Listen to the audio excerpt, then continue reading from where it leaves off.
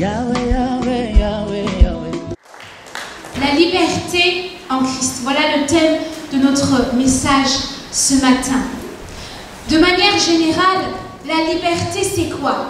C'est une notion qui désigne la possibilité d'action ou de mouvement. Si on le formule d'une manière négative, la liberté, c'est l'absence de toute soumission, l'absence d'esclavage, l'absence de contrainte. Formuler positivement la liberté, c'est l'autonomie, l'indépendance, pouvoir faire ce que nous voulons quand nous voulons, faire nos propres choix. Donc, si je résume, la liberté, c'est pouvoir, c'est vouloir ou ne pas pouvoir.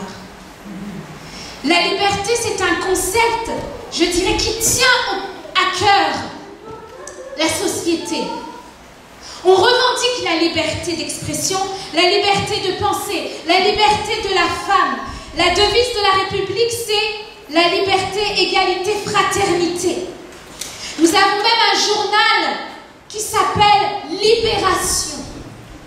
Il y a aussi la célèbre statue de la liberté qui représente la libération et l'émancipation vis-à-vis de l'oppression.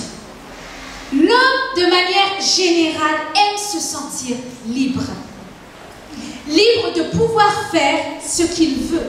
Nous avons peut-être dit un jour, déclaré face à une situation quelconque, je ne suis pas libre. Je ne suis pas libre. Un jour, je me souviens, j'avais demandé à mon père si je pouvais sortir. Déjà, je ne sortais pas beaucoup. Donc, quand il m'a dit non, j'ai dit, ça y est, je ne suis pas libre. Je ne me sens pas libre dans ma propre maison. Pourquoi? Je ne suis pas libre de faire ce que je veux. Je pense qu'un jour, nous avons dit cette déclaration. Je ne suis pas libre.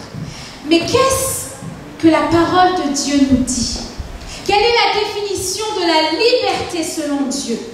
La Bible nous enseigne que l'homme sans Dieu se croit être libre. Mais en réalité, il ne l'est pas.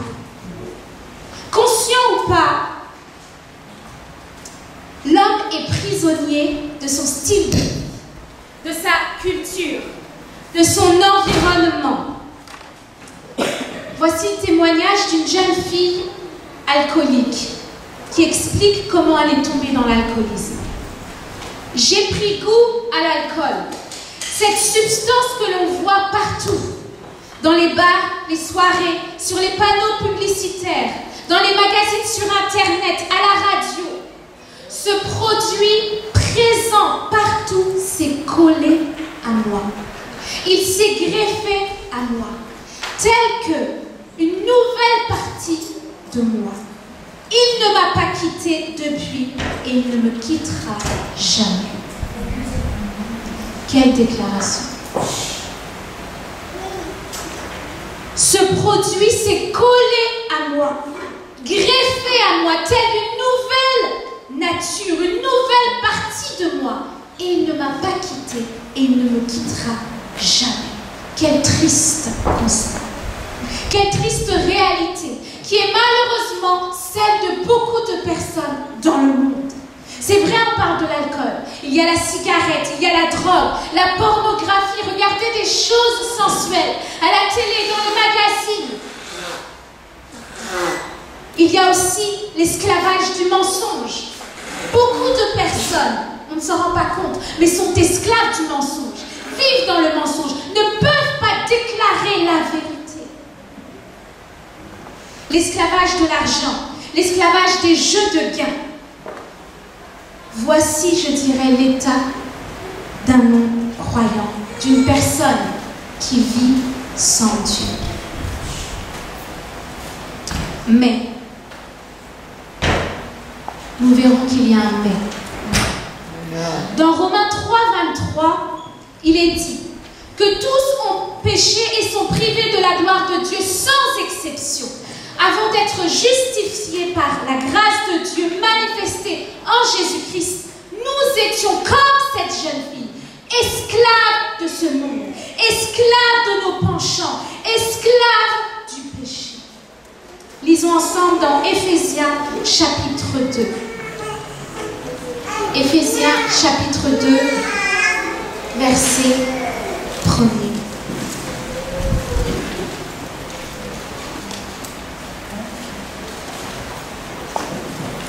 Éphésiens chapitre 2, vous me suivez? Amen. Amen. Vous étiez morts par vos offenses et par vos péchés, dans lesquels vous marchiez autrefois, selon le train de ce monde, selon le prince de la puissance de l'air, de l'esprit qui agit maintenant dans les fils de la rébellion. Nous tous aussi, nous étions de leur nombre, et nous vivions autrefois, selon les convoitises de notre chair, accomplissant ainsi les volontés de la chair, de nos pensées. Nous étions par nature des enfants de la colère comme les autres. La stratégie que le diable utilise pour montrer, pour tromper, l'homme, c'est de lui faire croire qu'il est libre. Premièrement, libre de faire ce qu'il veut, libre d'être maître de son destin, et donc qu'il n'a pas besoin de Dieu. Voici le mensonge que le diable utilise. Mais est-ce la vérité que la parole de Dieu nous donne? Romains 7, 5 nous dit: car lorsque nous étions dans la chair, les passions des péchés provoqués par la loi agissaient dans nos membres de sorte que nous portions des fruits pour la mort. L'homme sans Dieu, l'homme livré à lui-même n'a pas d'autre destination que la mort, nous dit la parole de Dieu. Car le salaire du péché, c'est quoi? C'est la mort. L'apôtre Paul, dans Romains 8, nous dit: ceux qui vivent selon la chair s'affectionnent aux choses de la chair. Et l'affection de la chair, c'est la mort. Car elle est inimitié contre Dieu, parce qu'elle ne se soumet pas à la loi de Dieu et qu'elle ne le peut même pas. Mais qu'est-ce que cela signifie? Vivre selon la chair ou être dans la chair? Premièrement, l'expression « être dans la chair » fait référence à notre état de non-croyant.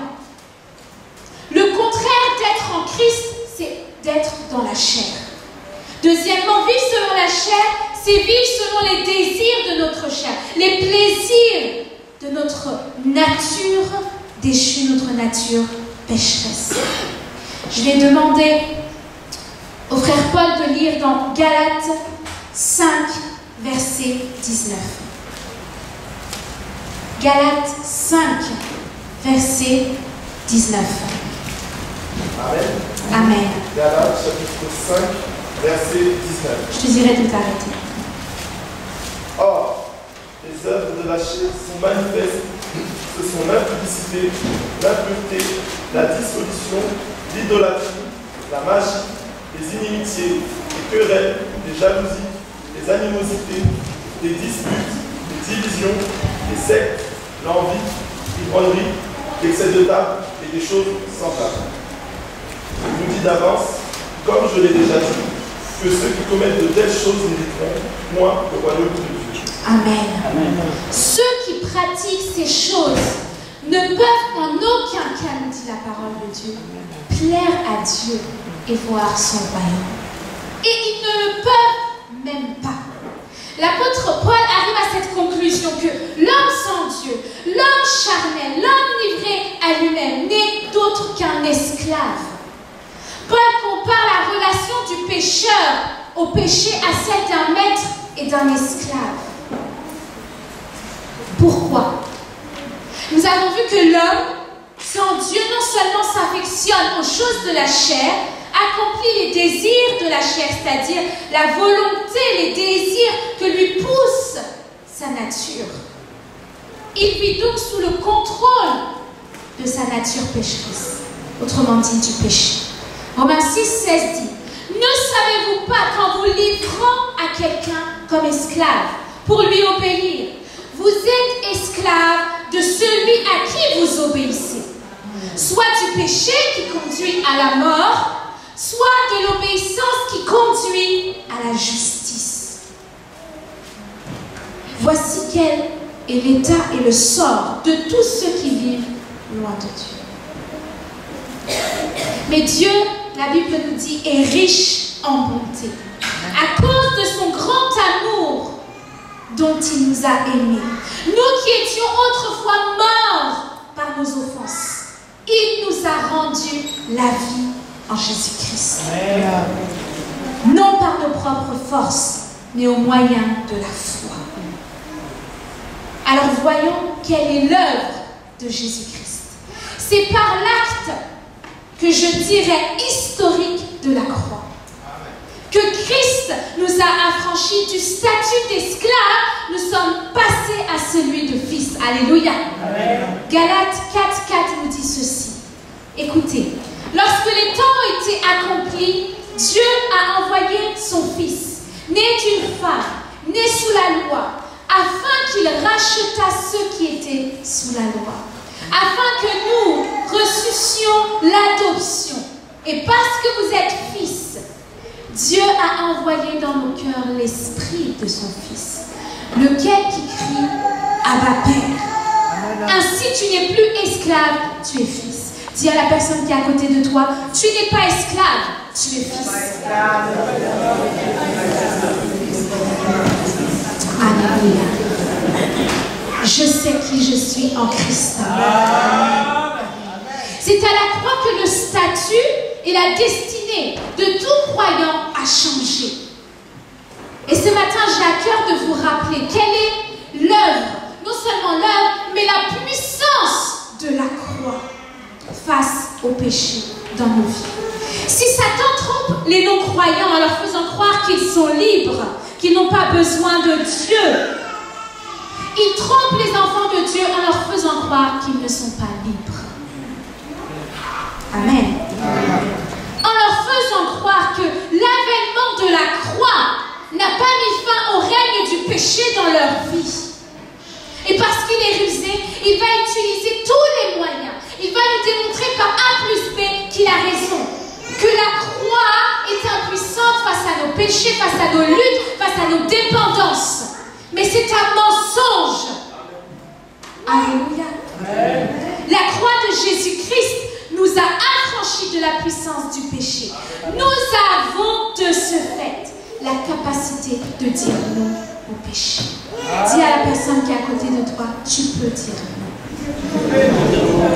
Tu peux dire. Alléluia. Premièrement, à la croix, nous sommes morts au péché en Christ. Romains 6:2 nous dit, comme il y a beaucoup de passages, je préfère que vous les notiez et que vous écoutiez pour gagner du temps. Romains 6:2 nous dit, nous qui sommes morts au péché, comment vivrions-nous encore dans le péché? Ignorez-vous que nous tous qui avons été baptisés en Jésus-Christ, c'est en sa mort que nous avons été baptisés. Nous avons donc été ensevelis avec lui par le baptême en sa mort. Bien évidemment, c'est par la foi que nous croyons qu'en Christ, nous sommes morts au péché. Quand Jésus est mort, il ne l'a pas fait pour lui-même. Il l'a fait à notre place, comme notre substitut. Mais il l'a fait aussi en tant que notre représentant. Par conséquent, aux yeux de Dieu, lorsqu'il voyait Christ à la croix, il nous voyait également. Amen.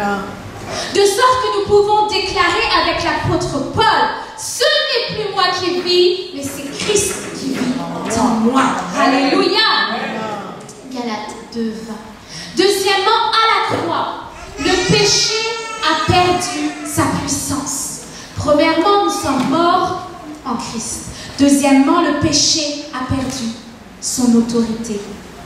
A perdu sa puissance. Amen. Romains 6 nous dit, notre vieil homme a été crucifié avec lui, afin que le corps péché fut détruit.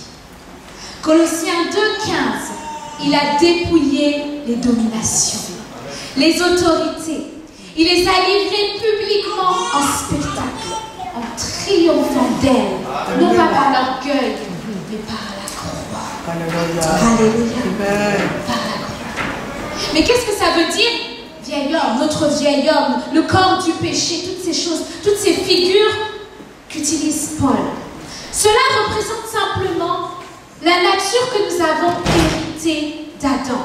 Cette nature qui nous pousse à faire ce qui est contraire à la volonté de Dieu. Voilà ce que c'est le vieil homme. C'est manifester nos anciennes habitudes.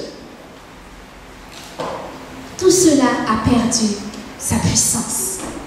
Troisièmement, à la croix, le péché a perdu son autorité. Nous avons vu donc que celui qui obéit au péché est esclave du péché. Celui qui obéit à la justice est esclave de la vérité. Si donc nous sommes devenus une même plante avec lui, par la conformité à sa mort, nous le serons aussi par la conformité à sa résurrection. Sachant que notre vieil homme, notre ancienne nature, a été crucifiée avec lui, afin que le corps du péché fût détruit, pour que nous ne soyons plus esclaves du péché. Car celui qui est mort est libre du péché. Amen. Celui qui est mort est libre du péché. Romains 6, 5 à 7. Mais que signifie être mort au péché? Des fois, on dit des choses, je suis mort au péché. Mais on ne réalise pas la portée de nos paroles. Donc, qu'est-ce que ça veut dire? Un homme, lorsqu'il meurt, vous êtes d'accord avec moi, il ne ressent plus rien. Il ne voit plus rien, il ne ressent plus rien. Il n'a plus de besoin de désir, puisqu'il est mort, n'est-ce pas? Amen. Il doit en être ainsi pour chacun d'entre nous. Parce que nous sommes morts en Christ. Nous ne devons plus obéir ni accomplir les désirs de notre chair. Ces désirs qui nous éloignent de Dieu. Alléluia. Parce que nous sommes morts au péché. Un autre exemple plus concret. Un théologien a témoigné un jour en disant ceci. Je me suis trouvée nez à nez avec la femme qui, avant ma conversion, fut ma maîtresse. En la voyant, je rebroussa chemin. Et je m'éloigna rapidement. Quand elle m'appela, Augustin, Augustin, c'est moi. Attends le pas, je lui cria par-dessus l'épaule. Oui, je sais que c'est toi, mais ce n'est plus moi. Alléluia. Amen. Je sais que c'est toi, adultère, mais ce n'est plus moi. Il n'y a aucun lien entre la lumière et les ténèbres. Alléluia. Lorsque nous sommes morts au péché, déclare-le. Il n'y a plus de lien entre moi et toi, Satan.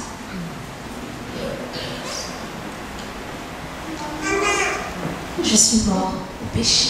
Je ne peux plus retomber dans ces choses-là. Ces choses que je pratiquais avant de connaître la vérité. Oui, quand j'étais loin de Dieu, je pouvais pratiquer ces choses parce que je ne connaissais pas Dieu. Mais aujourd'hui, puisque je ne suis plus esclave du péché, il doit y avoir un changement. Alléluia. Colossiens 2, 14 nous dit, il a effacé l'acte dont les ordonnances nous condamnaient et qui subsistait contre nous. Il l'a détruit en le clouant à la croix. Alléluia.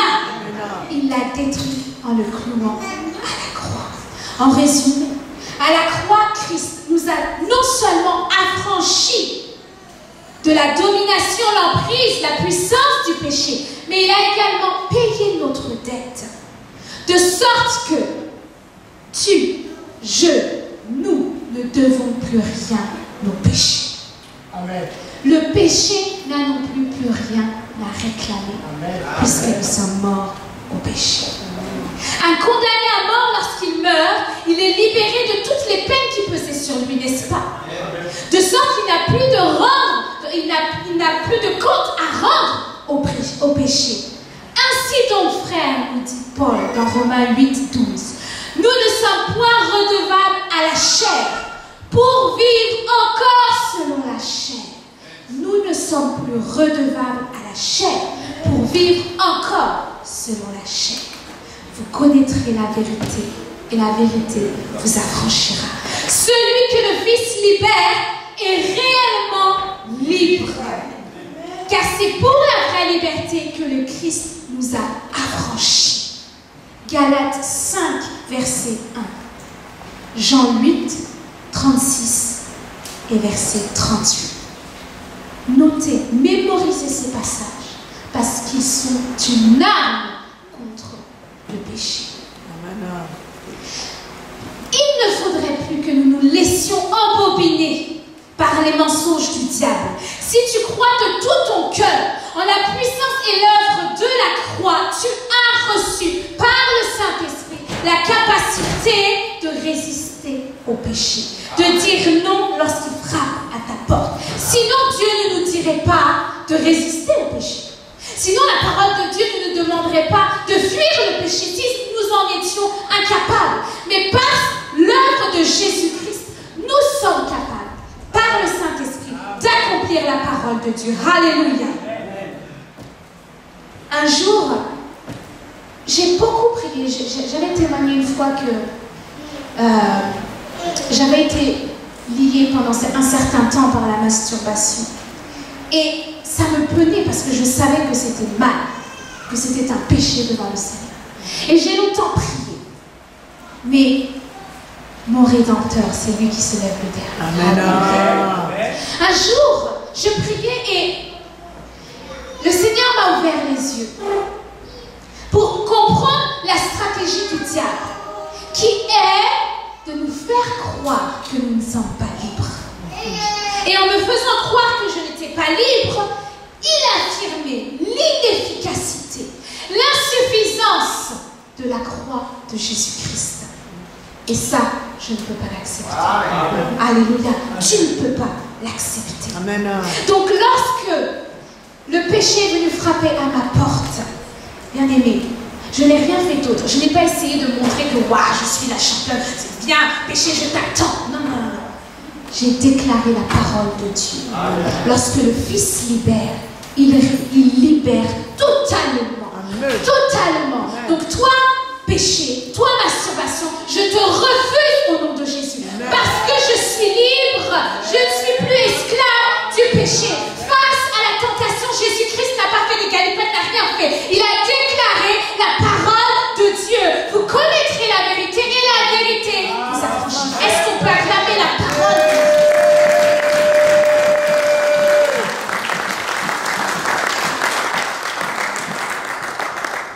Mais pour cela, il nous faut croire.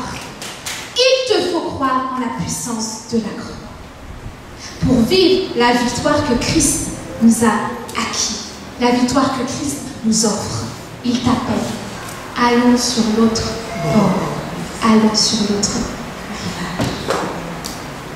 Il nous faut croire. Croire que la joie que Dieu te donne est supérieure à la joie que le péché peut te donner, peut te proposer. Croire qu'en Christ, tu as tout reçu pleinement et qu'il est satisfaisant pour toi. Amen. Amen. Maintenant, certaines personnes me diront, mais Laurence, oui, d'accord, amen, alléluia, je suis mort au péché. Mais pourquoi je commets encore des péchés? Pourquoi je traîne encore ce boulet avec moi? Je veux faire le bien, nous dit l'apôtre Paul, mais je fais le mal, n'est-ce pas? Qui est d'accord avec moi? Personne n'est parfait, hein? La parole nous dit. Pourquoi, Seigneur? Je suis mort au péché, tout ce que tu as fait, j'ai la foi et je crois en ces choses. Mais pourquoi je suis là encore en train de lutter avec mon péché? Romains 7. Car je ne sais pas ce que je fais.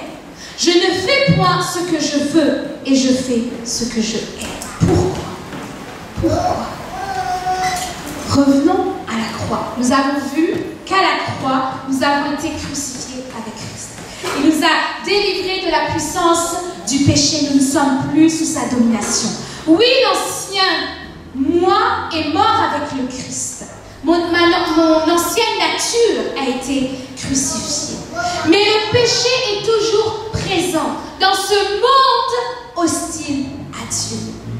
Et qu'est-ce qu'il fait? Il essaie. La Bible nous dit que le diable c'est le tentateur, n'est-ce pas? Et il va essayer. Il va essayer jusqu'à ce qu'il arrive à son but. Oui, nous avons reçu un nouveau cœur. Et le frère le disait encore dans sa prière. Des nouveaux désirs qui sont tournés vers Dieu. Nous marchons en nouveauté de vie, nous dit la parole de Dieu. Mais notre corps charnel n'a pas encore été régénéré. Autrement dit, glorifié, nous dit l'apôtre Paul. Jésus-Christ, avant de remonter au ciel vers le Père, son corps a été glorifié, n'est-ce pas? Amen. Voilà pourquoi il se peut encore qu'il nous arrive de pécher. J'ai la volonté, nous dit l'apôtre Paul, mais je n'ai pas la force de résister au péché. Mais est-ce une raison, nous dit l'apôtre Paul, de demeurer dans le péché? C'est pas parce que tu sais que, oui, à cause de ce corps charnel qui n'a pas encore été régénéré et tout ça, donc c'est normal, hein, donc je peux pécher. Non. L'apôtre Paul nous dit non, ce n'est pas une raison. Et devant Dieu, ça n'excuse rien. Mais non. L'apôtre Paul nous dit, ce n'est pas une raison pour vivre encore, comme si nous étions toujours esclaves du péché. Romains 6, 12. Que le péché ne règne donc point dans votre corps mortel. Et n'obéissez pas à ces convoitises. Ne livrez pas vos membres au péché comme des instruments d'iniquité, mais donnez-vous vous-même à Dieu comme étant vivant de mort que vous étiez et offrez à Dieu vos membres comme des instruments de justice. Car le péché n'aura point de pouvoir sur vous puisque vous êtes non sous la loi, mais sous la grâce. C'est pour la liberté que Christ nous a affranchis. Demeurez donc fermes et ne vous laissez pas mettre de nouveau sous le joug de la servitude. Galates 5, 1. Ne vous laissez pas, cela est de notre responsabilité de nous mettre encore sous le joug de la servitude. Éphésiens 4, 21. C'est en lui que vous avez été instruits à vous dépouiller. À vous dépouiller à l'égard de votre vie passée, du vieil homme qui se corrompt par les convoitises trompeuses, à être renouvelé dans l'esprit de votre intelligence et à revêtir l'homme nouveau créé selon Dieu, dans une justice et une sainteté que produit la vérité. Alléluia. Amen. Colossiens 3, verset 1er, et nous allons le lire ensemble. Colossiens 3, verset 1er.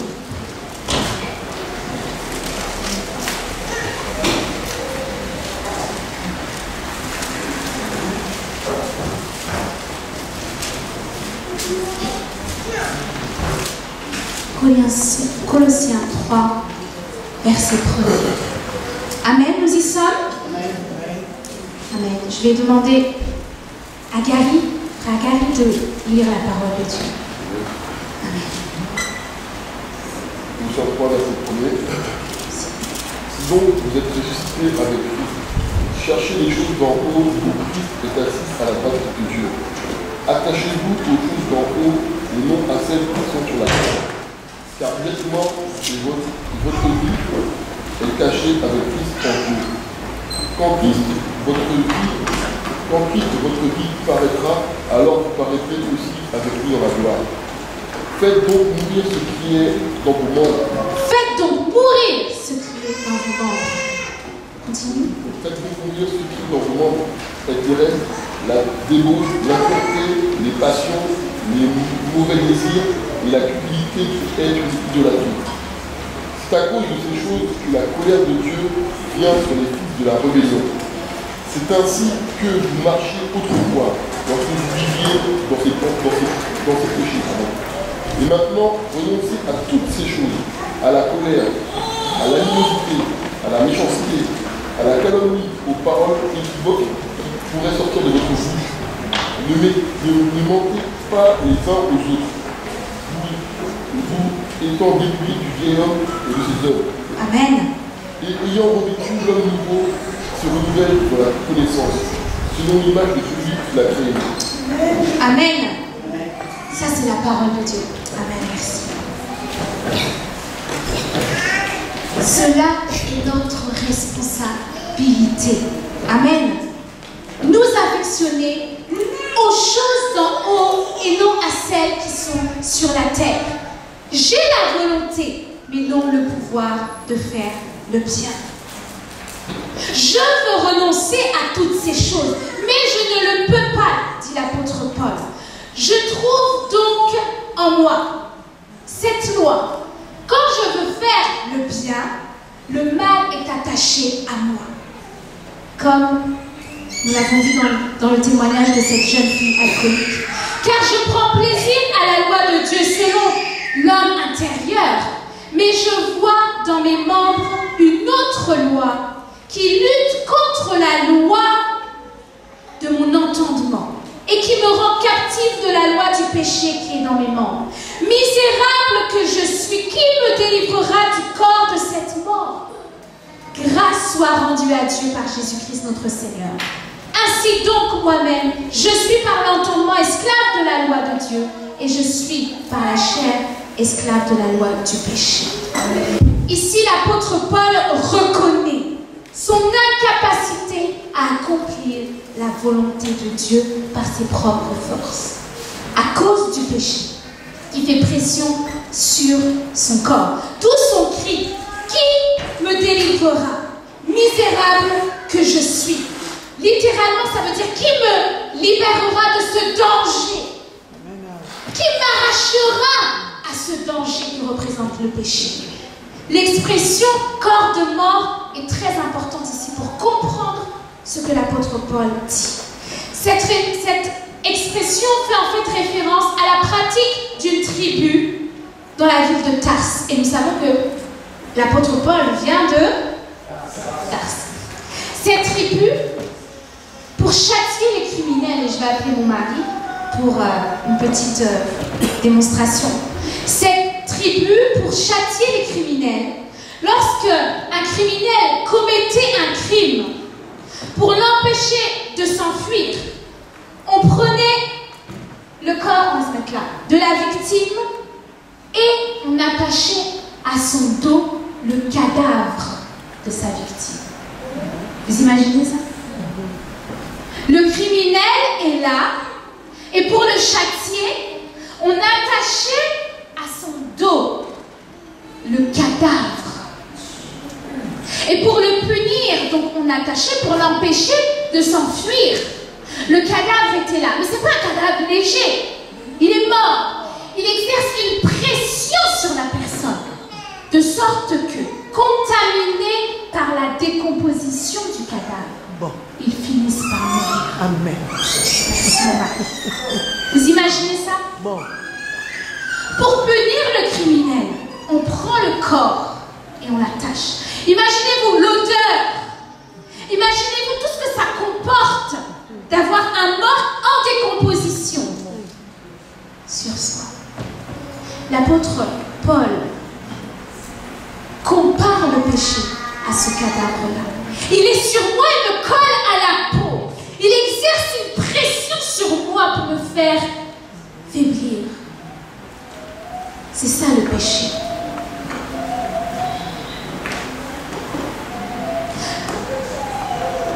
L'apôtre Paul réalise donc que par ses propres forces, il n'y arrivera pas. ce péché est attaché à lui. Je suis par l'entendement esclave de la loi de Dieu, mais je suis par la chair esclave du péché. Autrement dit, à cause de ma chair, je suis encore soumis au principe de la loi qui dit que le salaire du péché, c'est la mort. Si je vais dans le sens du péché, je finirai par mourir. Mais Paul réalise que ce qui est impossible à l'homme est possible à Dieu. Alléluia.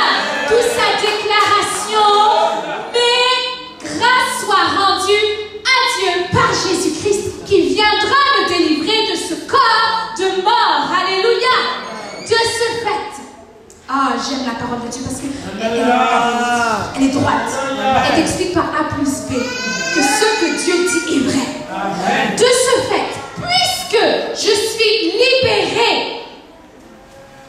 de ce corps de mort en Jésus-Christ, il n'y a donc maintenant aucune condamnation pour ceux qui sont en Christ Jésus. En effet, la loi de l'esprit de vie en Jésus-Christ m'a libéré de la loi du péché et de la mort. Ce qui était ma destinée ne l'est plus en Jésus-Christ. Alléluia. Ah oui, là j'avais écrit peuple de Dieu acclame la parole de Dieu. Vous devez le faire. Est-ce qu'on peut acclamer la parole de Dieu? Alléluia. Alléluia. Oui, il peut m'arriver de manquer mon but, autrement dit de pécher. Il peut m'arriver d'échouer. Oui, c'est vrai. Mais l'esprit de vie qui habite en moi me rend capable de ne plus demeurer, de ne plus entretenir une relation avec le péché. Alléluia. Et de chercher la sanctification sans laquelle on ne peut voir Dieu. Amen. Résister et fuir le péché est possible. Alléluia. Seulement par la puissance du Saint-Esprit. Mais il commence par une chose. Cette liberté en Christ commence par une chose. Mettre notre foi en l'œuvre parfaite, suffisante de la croix. Deuxièmement, reconnaître notre incapacité à obéir à Dieu par nos propres forces. Oui, nous aimons le Seigneur, mais en nous, nous sommes sans force pour lutter contre le péché. Troisièmement, faire appel à l'unique Sauveur, à celui qui à la croix a triomphé du péché, Jésus-Christ. Tu veux marcher selon la parole de Dieu. Tu veux plaire au Seigneur. Humilie-toi. Demande pardon. Confesse ton péché. Désire marcher selon la parole de Dieu. Demande au Seigneur de créer en toi le vouloir et le faire afin de résister au péché. Cela est possible. Non par nos propres forces, ni par puissance, mais par l'Esprit de Dieu. Alléluia. Amen. Est-ce qu'on peut acclamer la parole de Dieu?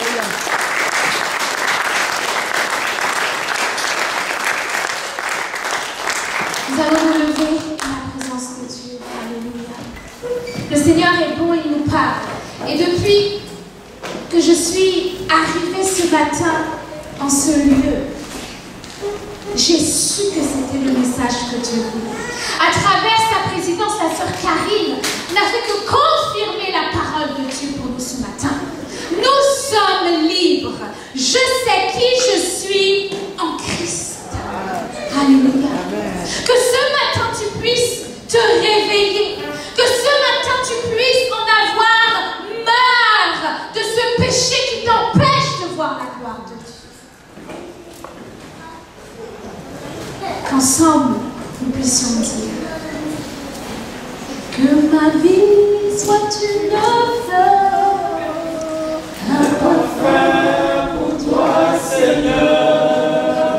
Que ma vie soit une œuvre, un parfum de ton honneur.